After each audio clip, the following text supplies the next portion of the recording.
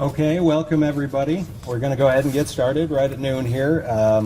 I think, since we're at a different location, we probably have the folks who were intrepid enough to actually find us. So I certainly appreciate you coming over. This is a program from the Legal Tech Institute at the Harris County Law Library. If you registered for all three iterations, I certainly appreciate you staying with us. We had to cancel one because of a tropical storm in June, cancel again because of a room conflict, and then we weren't going to let a hurricane stop us this time. So we're very grateful for the HBA for making this room available to us. My name is Joe Lawson. I'm the Deputy Director at the Harris County Law Library, and I kind of coordinate all the programs through the Legal Tech Institute. The Robot Lawyer, of course, is one that's kind of on the cutting edge. We also offer some basic legal tech programs, and you can find those on demand on our website, which is harriscountylawlibrary.org/tech. Today's program, though, is something that's on a lot of people's minds. There's a lot of commentators out there speculating that artificial intelligence is going to replace lawyers, right, which is kind of a scary thing. Of course, they've been saying that about libraries for years, and it hasn't happened, so take heart. It's going to be okay. Our speaker today is well qualified to tell you about cutting-edge technologies. This is Saskia Mehlhorn. She's the Director of Knowledge Management and Library Services at Norton Rose Fulbright US. Saskia has a law degree from University of Hamburg and an LLM from University of Houston Law Center. She also has a Master of Library and Information Science with a specialization in legal informatics from the University of North Texas. And she regularly presents on topics related to legal technology and research for legal professionals nationwide. So we're very happy to welcome her today to talk about robot lawyers. Thank you. Thank you, Joe. And welcome, everyone. I'm really glad that we finally made it. Like Joe said, it took us a couple of attempts, but we're here. And in the process of preparing for this presentation, I actually had to change it every time when we came up with a new date. So at this time, there's things in there that just happened yesterday, and I'm really excited to share them with you.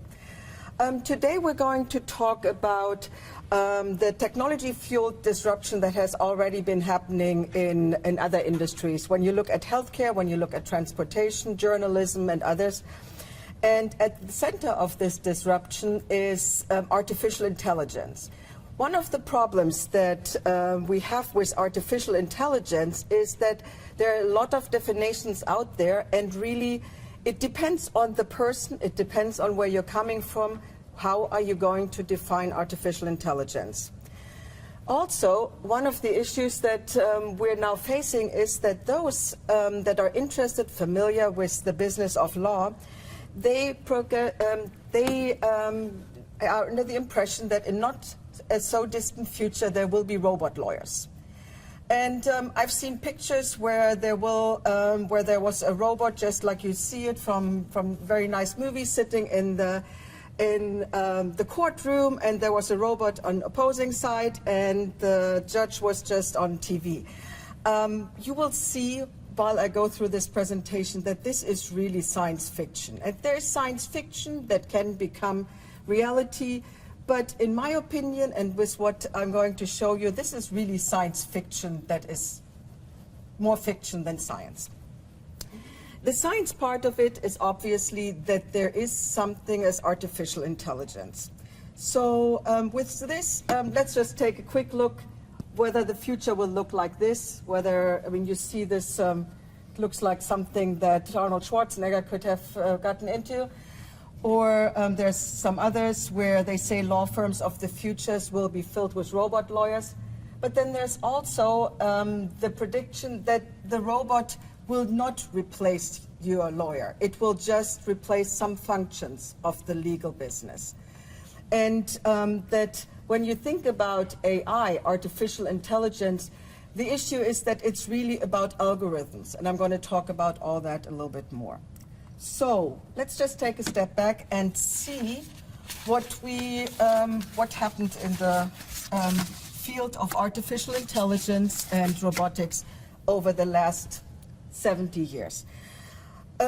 This is the first robot that was designed. His name was George. This is a picture of him in 1949, and he looks really like a robot that everyone probably has seen and has had nightmares about. Certainly I did. And one of the issues with George was that he was able to answer very easy questions, but he was only able to answer those questions because he was trained to do so. This was all part of a program. And so from here, it is quite a long step of where we are today. So I'm just going to take you a little bit through the history.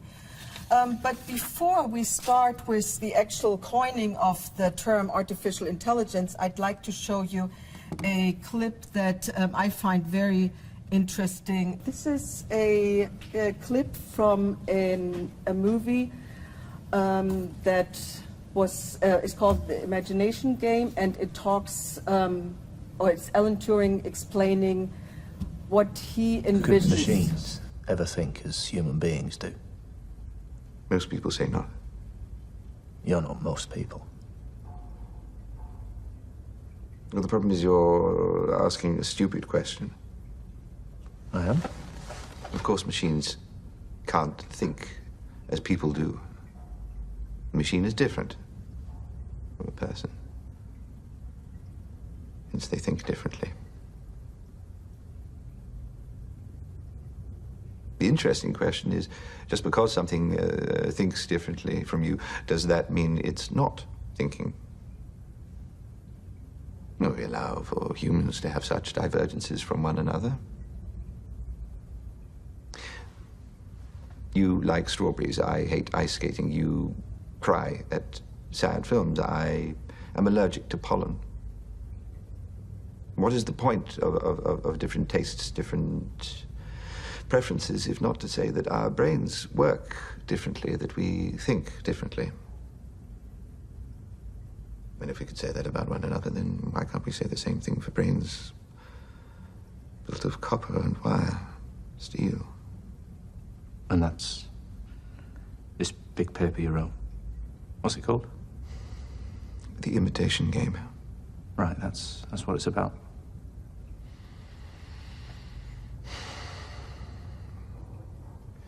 Would you like to play? Okay, I think that this is very telling on where we have to place machines and their abilities. And as we just saw the question that Alan Turing, and he was actually one of the founders of artificial intelligence, about the ideas of artificial intelligence, asked was not whether a machine can think in the same way as humans. It is a different way to think.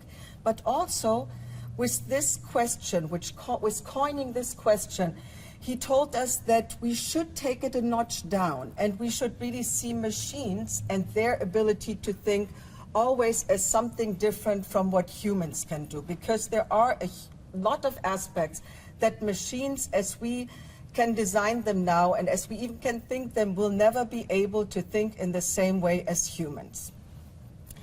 And this test is about how machines can be taught to play, and then it can be tested. It's actually called the Turing test, and it is still considered one of the major tests in the field of artificial intelligence when you look at whether something can be considered an artificial intelligence application or not. And it does also bring the whole field of artificial intelligence really into the philosophical sphere that we always need to keep in mind when we talk about legal technology, any technology that we engage as humans.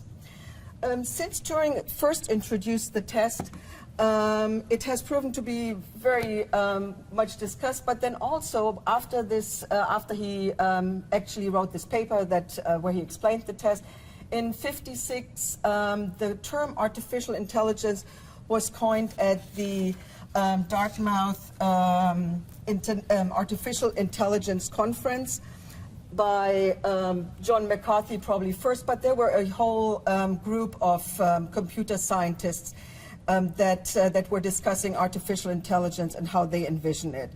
And many of those that were attending the conference already worked in areas like natural language processing, neural networks, theory of computation, perception, data mining, and just in a few other areas. Over the next few decades, while there wasn't a lot of discussion in the field outside computer science, there was certainly a lot of things happening. And 40 years later, IBM's Deep Blue computer, actually in 1996, so exactly 40 years later, it tried the first time to beat Garry Kasparov in chess. The first time Deep Blue didn't succeed, and this is obviously not mentioned here because this is really where we progress, but in 1997, after some overhaul of the computation, the algorithmic computation within Deep Blue, it was able to beat Garry Kasparov. In 2011, we saw that IBM's Watson was able to beat two Jeopardy players, two former champions in Jeopardy, actually in the game show Jeopardy. And then in 2016, so not so long ago, a Google computer, the AlphaGo, was able to beat Lee Sedol, I hope I don't butcher the name, in Go, which was considered as really a breaking point, a turning point in artificial intelligence. Because for those that are not familiar with Go, and I'm not really that familiar, but what I know, it's a very complex game, and it was never envisioned that a computer would ever be able to beat a human, because there's so many information that has to go in there that really the synapses that the human brain can connect was never envisioned that a computer could do that. But a few more wires obviously did the job, and then in 2016 that was actually achieved. When we look at all these applications and we think about the branches, there are 4 branches that really can emerge as those that are of importance for the legal field.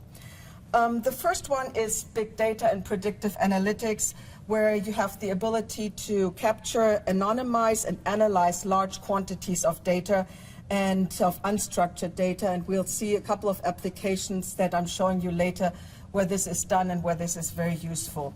The other one is machine learning, which is the deep learning software and parallel processing hardware that really allow machines to learn based on those those houses, so to say. Or, I mean, you have the ground where you have the walls, let's say walls. So you have on one side the deep learning software, on the other one you have the parallel processing hardware, so you have those two walls, and then on that you can build the machine learning, which is very substantial for some of the legal applications we have. Cloud computing is another aspect of artificial intelligence that cannot be underestimated. And here we're not talking really about the cloud with all the insecurities that it has for holding information, for holding documents, but we're really talking about the ability to process massive amounts of data. And only when you have the ability to process those amounts of data, you will be able to set the artificial intelligent applications into a direction where they can produce good results. And the last one is the natural language processing, which is very important, again, for legal applications. And language processing is differentiated from what we see when we use Boolean searches. So a lot of us, when we first went to law school, one of the things that we needed to really be able to extract the information, the cases, briefs, everything, we needed to be able to create a good search string. And preferably, we all learned I would think that everyone learned that that's best to be done with a Boolean search. But now this is no longer necessary. It's actually possible that a computer can process natural language search strings. And this is, again, a differentiator, not just because it allows those that are not that good at Boolean searches to get to good results, but it also allows to not have the narrow viewpoint. You can really look outside and you can get additional information. So with that, with those branches of AI, we're still not much closer to a definition. And it's one of the things that I always come across is that there is really no agreed upon definition. When we look at artificial intelligence, we always have to see it as a combination of abilities and of algorithms and the hardware that comes together. And if nothing else, it's just AI has a number of capabilities, just like human intelligence, and it differs widely by vendor and the quality of their technology. And at the minimum, it can process knowledge at the same as human. So you will always get human-like knowledge. When talking about the theory of artificial intelligence, one thing that always comes right after that is the economic implications of artificial intelligence. One of the things that I mentioned right at the beginning was that there are already a lot of industries that rely heavily on AI applications. We can see that especially in the field, in the medical field, and I always find that fascinating. I saw something not too long ago on PBS where they were talking about the different the cancer treatments that you usually have even as a very experienced oncologist, but then having the ability to look at a computer, to work with a good computer software, you can come up with so many more treatments than you would ever be able to learn about in 1 or 10 or 100 lifetimes. So there is already a lot of economic implications, because at the end of the day, when we talk about artificial intelligence, we talk about money. It is really talking about innovative approaches, talking about efficiency, and talking about making the life of humans easier, not necessarily to make it harder and make them feel scared, but really to make their life easier and make use of it.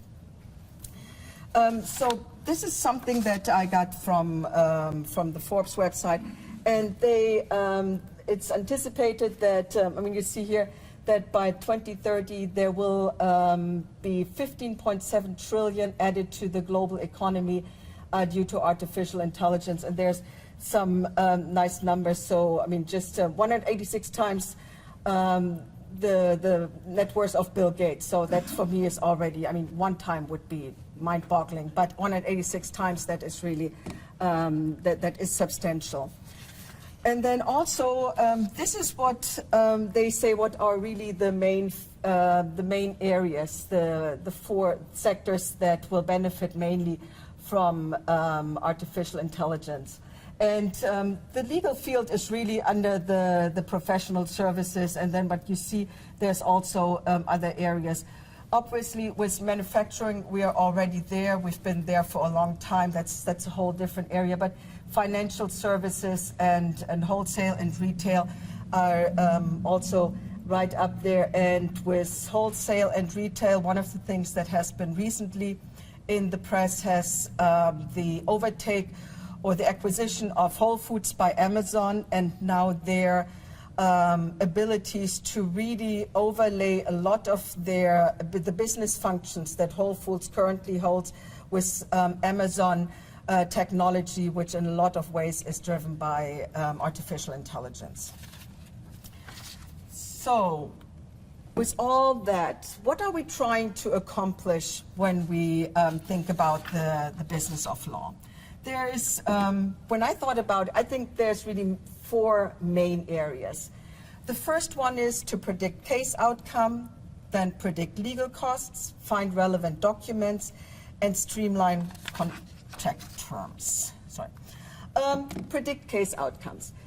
It's, I remember a couple of years ago when I first heard about the ability to predict how a case will be decided, I always said, well, this is really just like just looking at the crystal ball. I mean, you can't do that.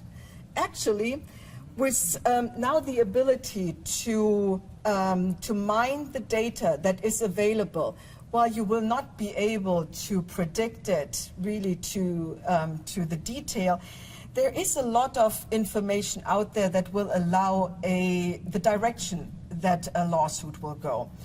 And this is really because data has been collected for decades, and the overlays are able to hone in on a judge, can view her issues that she has with certain views, and they can also then predict the likelihood of how she will decide. The next one is the prediction of legal costs. Bless you. In today's legal market, there are more and more clients, well, they're actually not just more and more. I think the majority of clients nowadays, they don't just want to have a paper where you show them, well, this is our rate for the billable hour, or they want just, well, if we start at this point, then maybe you have to pay $10,000. They really want to have the ability to have a number that is as close as possible to what will actually come on their bill, because they need to account for it, they need to plan. And this is something that is now being done with AFAs, the alternative fee agreements, but then it's also the problem here is how do you design an AFA? So the assumption is that you can't really do it properly because you really don't know what's going to happen. You have no idea if you're in litigation, how the litigation will develop. It might go on for 24 months. It might end after 3 months. It's just very, it's very unsettling to even think about all the possibilities. There's no knowledge how a deal between two parties will progress and what resources you might have to add. And there is certainly no idea how a product will face any liability issue if you're in the business to assist clients that are producing, let's say, that are pharmaceutical companies. That's all very tricky, and really there is no good idea. That's the thought. But actually, with all the information that is available, with all the data that has been collected, and you're not only looking here at the external data, I mean with litigation certainly, but really at the internal data. When you look at the data that is available in your firm, you can come up with really good numbers where you just have to be able to plug it in and say, well, this is how other cases that were very similar developed, and based on this we can give that recommendation, and always beef it up by at least 10%, because you never know. Then the next one is find relevant documents. AI-driven systems allow users now not just to go into a room and find the one document that you need. And I've seen partners' offices that look very familiar, and they say that they can actually find and they actually can find what they need, which is mind-boggling. But you want to be able to not just find the relevant data when you go into your own office or when you go into your colleague's office, but you want to be able to find the relevant data when you're accessing a database. And again, this is on the combination of data collection and natural language. There's actually the possibility nowadays that you can use programs that will bring you back data, documents that you haven't even thought before. And you can then use those in your briefs or motions, whatever you need them for.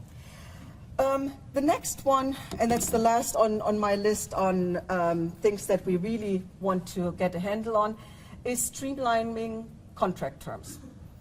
One of the arguments that I often hear is that we cannot streamline our contracts because what we do is so unique that there is really no machine and nothing that could do it better than we can do it.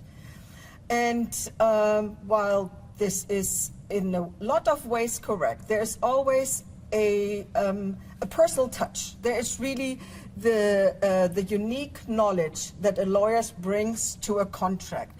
But this is just half of the whole deal, because well, not the majority, but about 50%, and in some, it really depends on the contract. There are contracts that are automated or through, but let's say in 50% of your contract, you can really go back to contract terms that come up over and over again.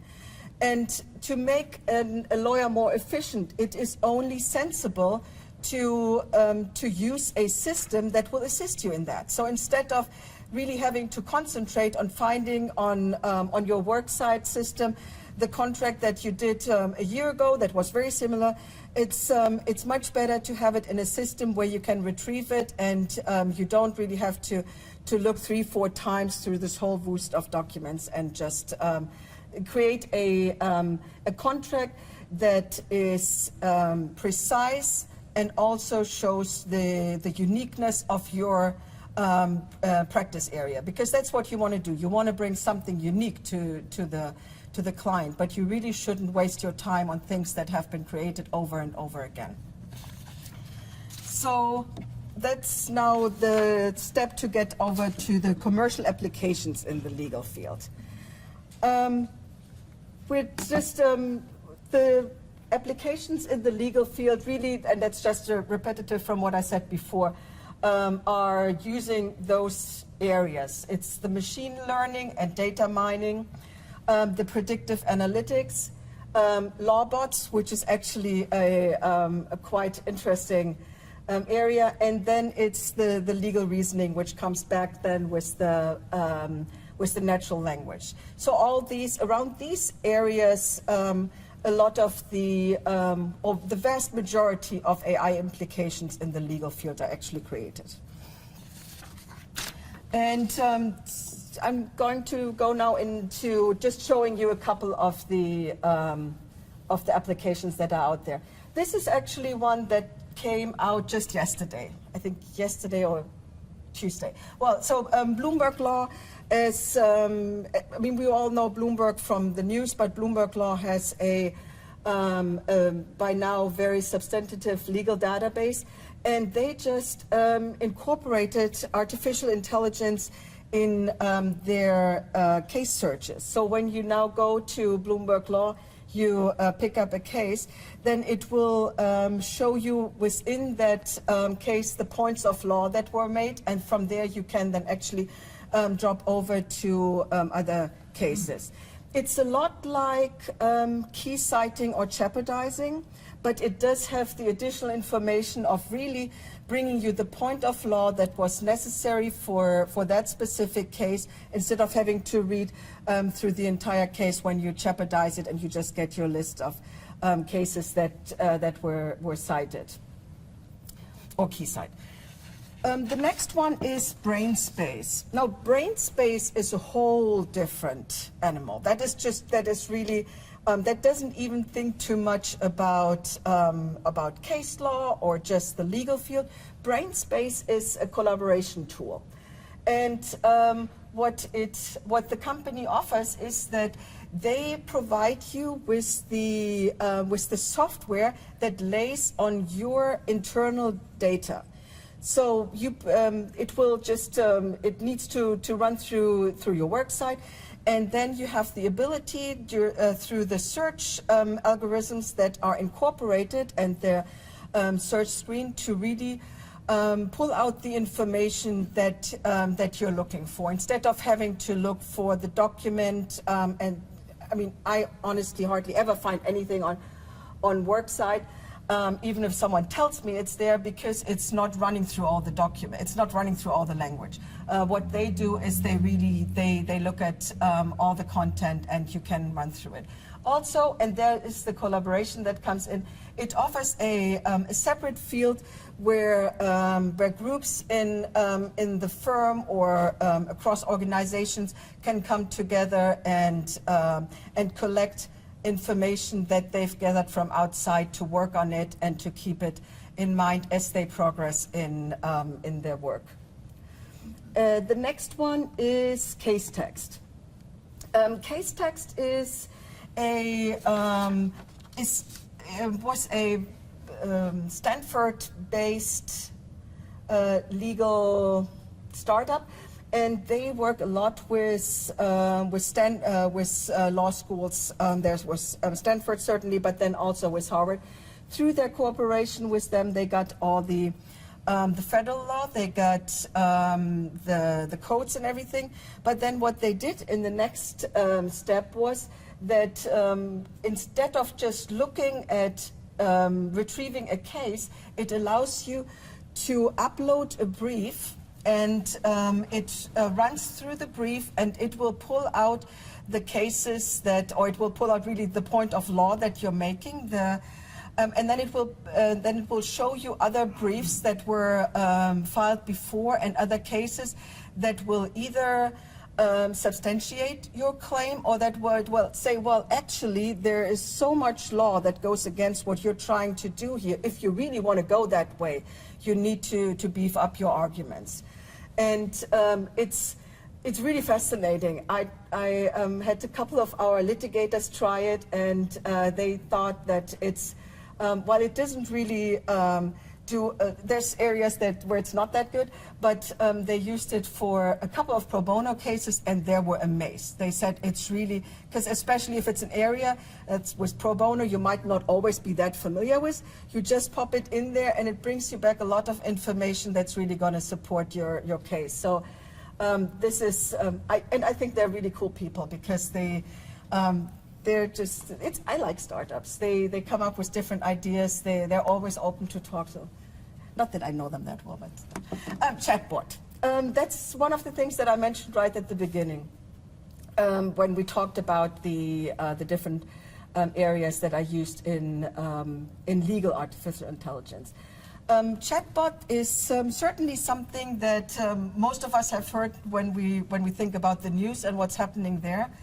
But then chatbot is also one of the most successful AI applications with the do not pay application, or chatbot.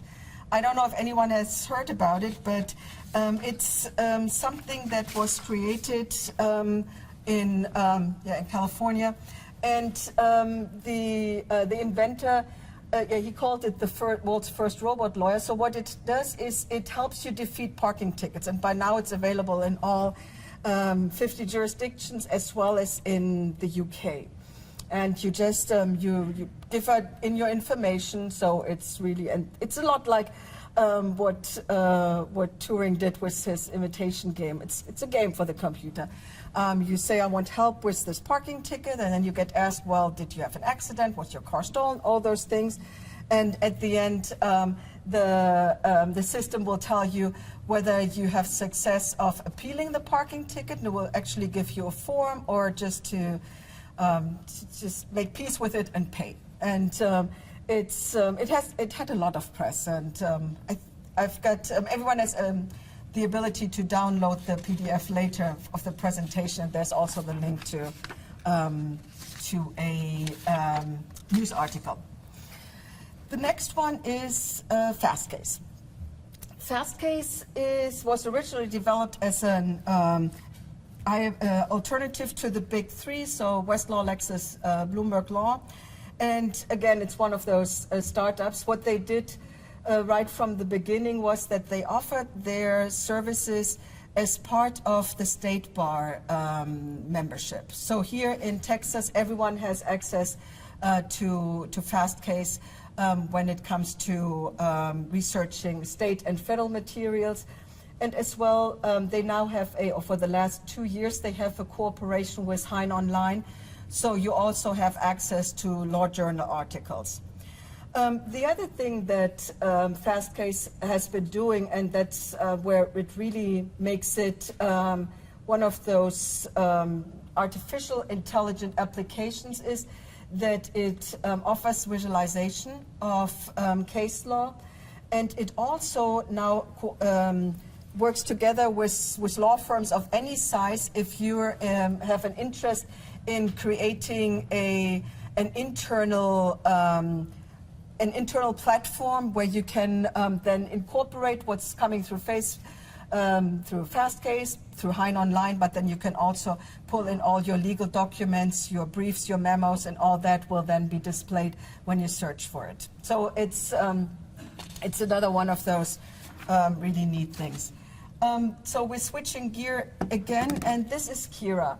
Kira is a contract analysis platform or review form. It's used quite often when it comes to e-discovery. What it does is that it mitigates the risk error, so that is always something that is extremely important. And when you have to search through hundreds and hundreds of contracts, then even if you're a contract attorney and that is what you do on a daily basis, it's still something that there's always human error. And this is one of those where it makes absolute sense to have a system that runs through it, that extracts the relevant contracts, and then someone actually goes in and puts their mind to it and checks it, and not just having all these contracts that are really, or information that's of no relevance.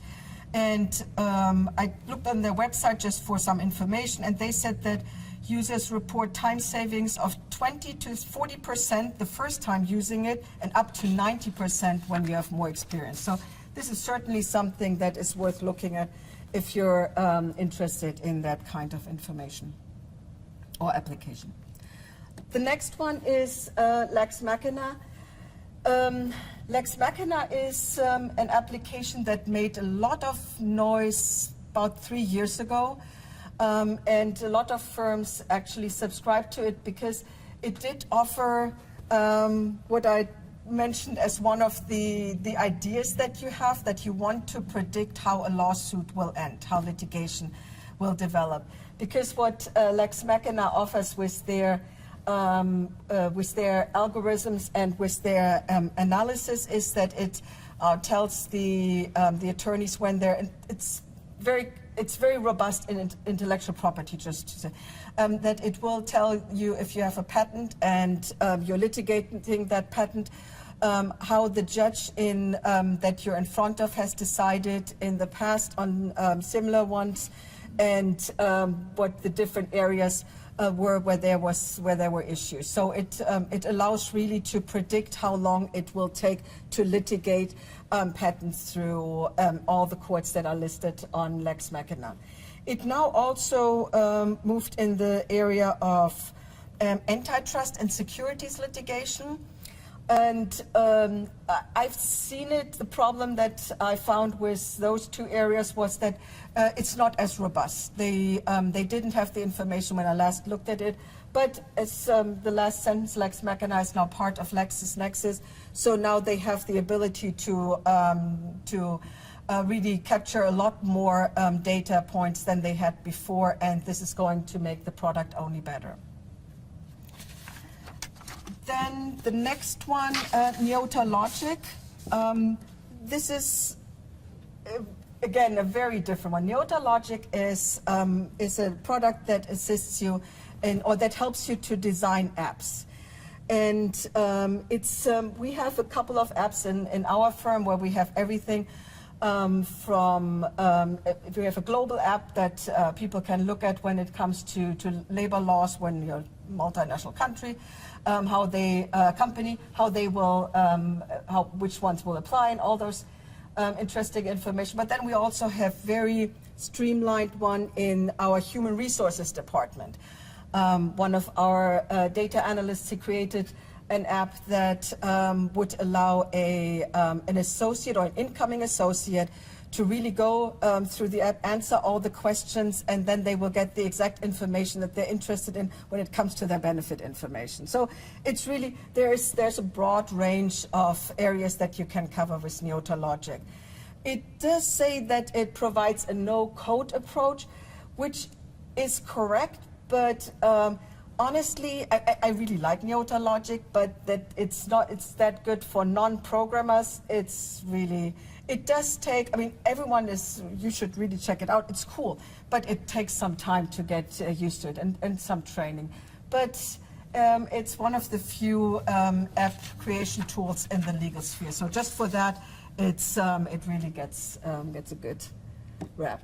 The next one is NSight. NSight is based on Sapling Data Software Development Suite, and this is a tool that can be used in collaboration with your clients when you really assist them in getting a grip on their data. Because what we hear from time to time is that clients come to us and say, well, we have all that information, but really no one knows what's there. What can we do? And then this is one of those tools that can assist them with that. So it's not something that we're just basic. It's one of those that is really good to get an idea about what they can do.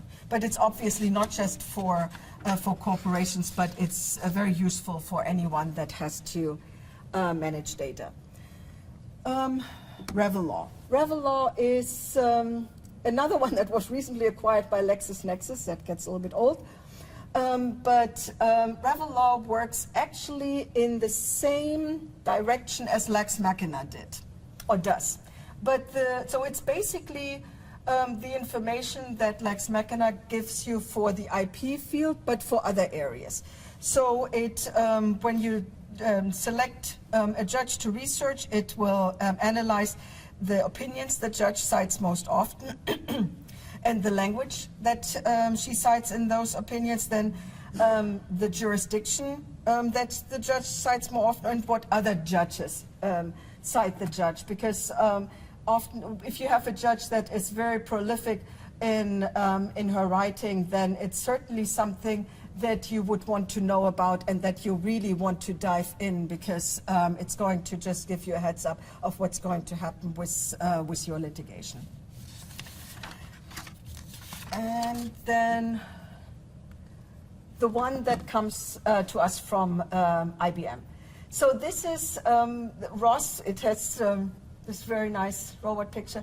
And ROS is actually one of those applications that was developed more or less right out of the Watson application that was used for defeating the two-time winners for Jeopardy. And ROS is currently only available for bankruptcy law. They are expanding into some other areas. And most importantly, they have not been bought by Lexis yet. So it's just, it does allow you to, again, to sieve through unstructured data within seconds and retrieve the information that is of importance for your legal question. So just as when we think about what can we conclude all of that, there's certainly a lot of buzz around artificial intelligence, and like I mentioned right at the beginning, oftentimes it seems as if there's going to come this robot and it's going to replace all of us, and we're just sitting there and watching what it is doing. But I hope that with the overview I gave you and with the application that are available already to you, that you see that this is really nothing that should be feared. What we really should take it as it is. It is an incredibly potential application system that can assist us in our work, and it can make us be more efficient for our clients, and it can bring more value to our clients. So with that, I think we're all good, and we should just embrace it. Any questions? Yes.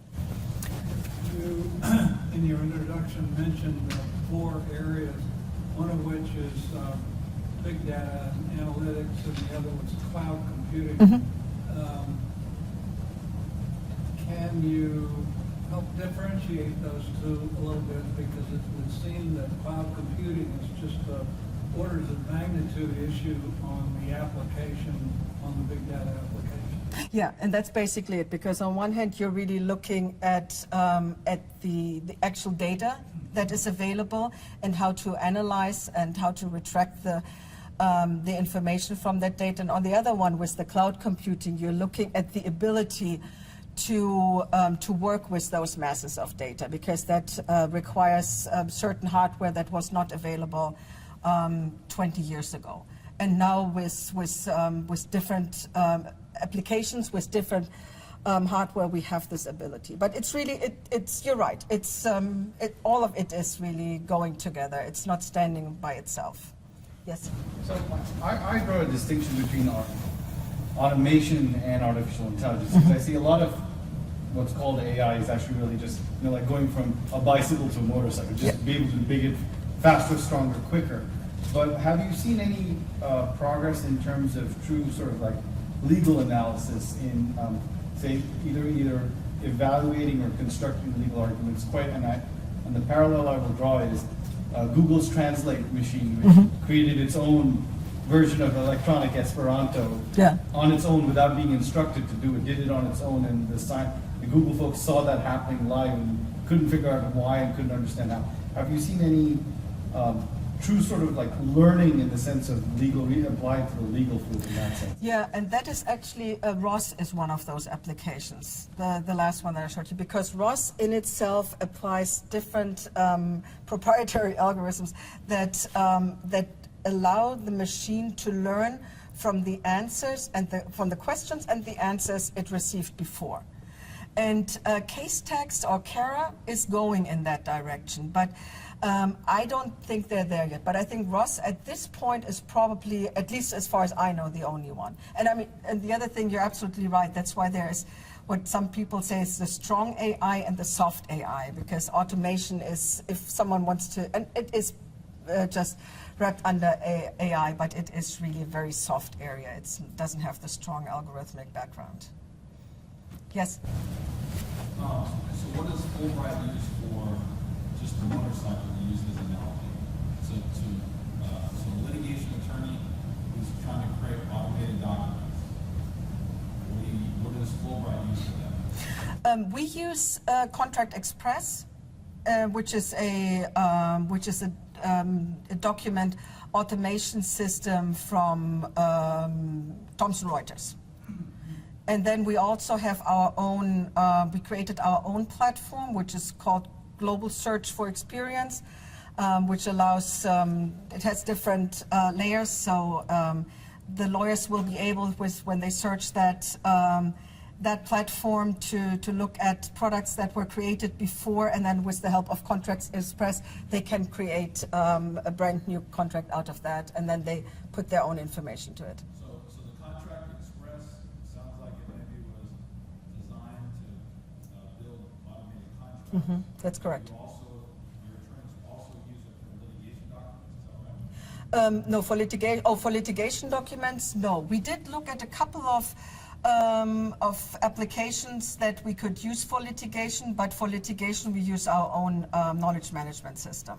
Your own what? We have our own proprietary knowledge management system that was created in-house. And does it automate the documents itself? It does in some parts, yes. Yes. I have a comment, and you can comment on my comment whether it's to the point or not. So from lawyers' perspective, I think if we want to apply to the legal field, we want to add significant value, right? If we only add a marginal value, probably it doesn't matter that much.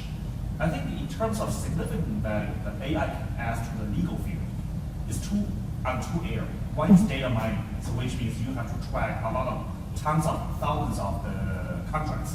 Like for a lot of lawyers, including myself, do due diligence, right? Yeah. You review 10,000 documents. This AI can add significant value on top of it. But once the other area is the research of the case. If you want to find the similar cases or analogous cases. But in terms of suppose this one is done, or in terms of litigation is the deposition. You track the record.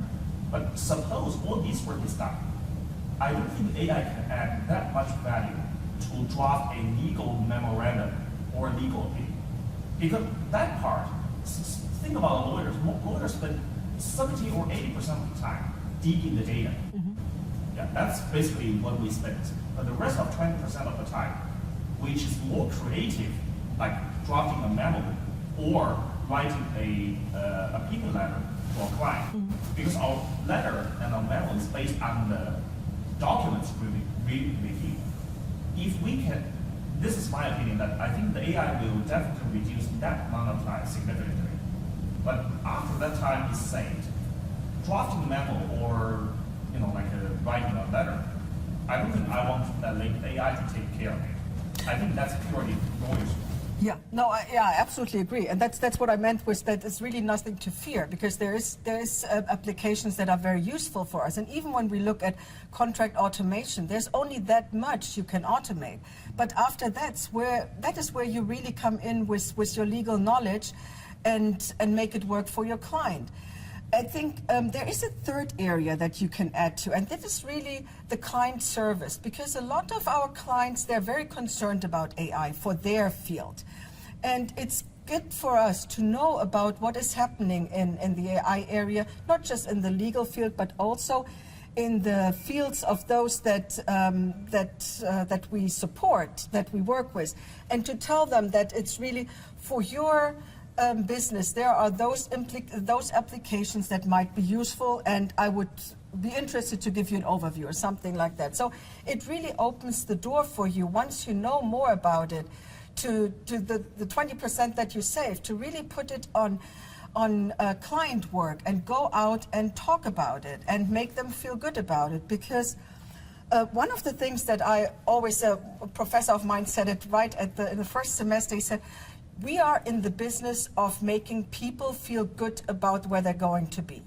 Because we're not there to scare them. We really should support them and make them feel good and make them feel safe with us at their side. And AI is, in my opinion, that's one of those areas where you really can bring value to your client, just to know about it, and to not be scared, or not make your clients scared, but really see the opportunities. So you're right with those two areas, but I would add those third one when it comes to supporting your clients. In other words, we want attorneys to really do creative work instead of repetitive. Yeah. Due diligence, like searching the record for the cases, that's so repetitive. That definitely can be replaced by AI. But if I'm from the client's point of view, I don't want to hire a robot lawyer, because I don't want the robot to really draft a legal opinion or memorandum for me, because I don't trust the machine. Yeah. But I definitely can let the AI to take care of those repetitive work. Exactly. And those repetitive work takes more than 70 or 80% of the time. Yeah. And also, your client will probably not want you to pay for looking over hundreds and hundreds of documents and waste the time. They want you to be efficient. And those applications allow you to be efficient. Yes. So then maybe the only thing we have to fear is loss of billing, because AI is going to. Yes, and that's the problem, because I think clients are seeing that these repetitive tasks can be minimized, and a lot of attorneys, for I would say probably from the 90s to the early 2000s, found this huge cash cow is we're able to bill for repetitive tasks. Yeah. And that has now become 70% of a case billing value, versus exactly what the gentleman says, right. Cases that firms are collecting $1 million in fees for, now probably about that 700,000 of that could be brought down to about 100,000. So cases are not as profitable. Yeah. Potentially. But it's still, in terms of long-term client service, that's a better deal. Exactly. And then you add the value in bringing other services. I mean, one of the things that we all also just saw was PwC is opening their first law firm in DC. And while this is nothing to do with artificial intelligence, it goes into the area where you see that that there is actually a market for it, because the client is not just looking for your legal knowledge. The client is looking for a firm that can provide them knowledge management solution, that can provide them information about things that are happening in artificial intelligence, in technology, in information technology, all those things. And I think that lawyers, that law firms are really well positioned there, because these are all services that we already use for years and years, that we will continue to use, that we explore. So why not make it part of our offer to the client? Anything else? Yes. How cost effective are these different programs? It really depends. A lot of those that I showed you, they they're really not overly expensive. Obviously it depends on the size of your firm, but for example, when you work with case text or fast case and some of those others, they're all very interested in working with from sole practitioners to multinational firms. I mean, obviously we pay through the nose for all those things, but I think that there's, I know that there is quite a variety of costs, because they know that they have to look at the market, and a lot of those, especially the startups, they're really excited about their product. So for them, it's really to get people on board to try it and to work with them and to explore it. So even if you're just in a small firm or you're by yourself, if you're interested in any of those, I would just contact them, because they enjoy working with people. Yes. And through the Texas State Bar, you have Fast Case and CaseMaker for free, which includes AI tools to check briefs. So if you upload something, they'll run through and site check everything in a brief for you. So you already have free access to a lot of good legal research AI tools. That's cool. Anything else? Well, thank you so much for listening, and I enjoyed being here. For more learning opportunities like this, including online tutorials and in-person training sessions, visit the Harris County Law Library's Legal Tech Institute website at www.harriscountylawlibrary.org/tech.